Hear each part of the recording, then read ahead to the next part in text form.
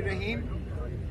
देखें, chief justice of Pakistan Yahya Afridi साहब, ये आखिरी शायद चीफ जस्टिस सीनियर मोस्ट जज जुडिशरी के ये चीफ जस्टिस हैं, क्योंकि इसके बाद शायद ये एफसीसी के पास ये चला जाए, लेकिन इस वक्त तक एडमिनिस्ट्रेशन ऑफ जस्टिस के बाप याह्या आफरीदी हैं। पैटर फेमिलियस इसको कहते हैं, पैटर फेमिलियस।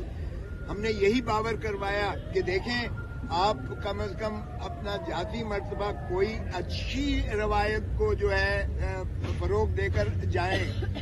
ये इंसानी हकूक का मसला ही नहीं है, ये बुनियादी हकूक जो है मुयस्सर हैं इमरान खान साहब को, और बुनियादी हकूक का आपने हल्फ को ज़ाया भी करता है ये, अगर इसका बरवक्त और बरमाला इलाज न किया गया। तो इसलिए हमारा कंसर्न, यहाँ हमारी रेड लाइन है। इमरान खान के सेहत के साथ खिलवाड़ नहीं हो सकता है किसी कीमत पर। ये बुनियादी हकूक है, ये कानूनी हक है, ये आईनी हक है हमारे खान साहब का। तो इसलिए जो एक शख्स जो है पाकिस्तान के अवाम की दिलों की धड़कन है, आपने उस सारी कौम को जो है एक तजस्सुस में, एक जो है सरासीमगी के आलम में फेंक दिया है। और 5 दिन तक तो आप इनकार करते रहे आपने। फिर मैंने ये भी कहा कि रजिस्ट्रार साहब, आप हमारे तहफ़्फ़ुज़ात से आगाह कर दीजिएगा चीफ जस्टिस साहब को कि ये कभी नहीं हुआ है कि आप सारी दुनिया का काम छोड़कर आप सीनियर एडवोकेट सुप्रीम कोर्ट से आप जो है मीटिंग भी आप तात्तुल का कर सकते हैं जब तक आप मुलाकात नहीं करवाते और तशफ़ी कौम की नहीं होती है। फिर मैंने ये भी उन्हें कहा कि हमने बहुत पहले आपको, मैंने खुद जाके दरख्वास्त दी थी कि जनाब इमरान खान साहब के केसेस हाई कोर्ट और सुप्रीम कोर्ट आपकी अदालत में नहीं लगाए जा सकते। हमने कहा सिर्फ लगाइएगा खुदारा, और उसको सुनिएगा और इंसाफ कीजिएगा, ताकि दूध का दूध पानी का पानी सामने हो। क्योंकि ये सियासी इंतकामी मुकदमात जो हैं, ये कौम इसको मुस्तरद कर चुकी है। तो आप जितनी जल्दी इसको समाप्त करें, तभी मुल्क जो है में आसूदगी आएगी, तभी जो है बेचैनी को खत्म किया जाएगा, तभी आसानियां पैदा होंगी, तभी मुल्क आगे चल सकेगा। तो सीएम साहब को अब मैं अर्ज करता हूँ। बहुत शुक्रिया। आप जानते हैं कि हम आज यहाँ इसलिए इकट्ठे हुए हैं कि इमरान खान साहब के बुनियादी इंसानी हुकूक जो है वो उनको नहीं दिए जा रहे।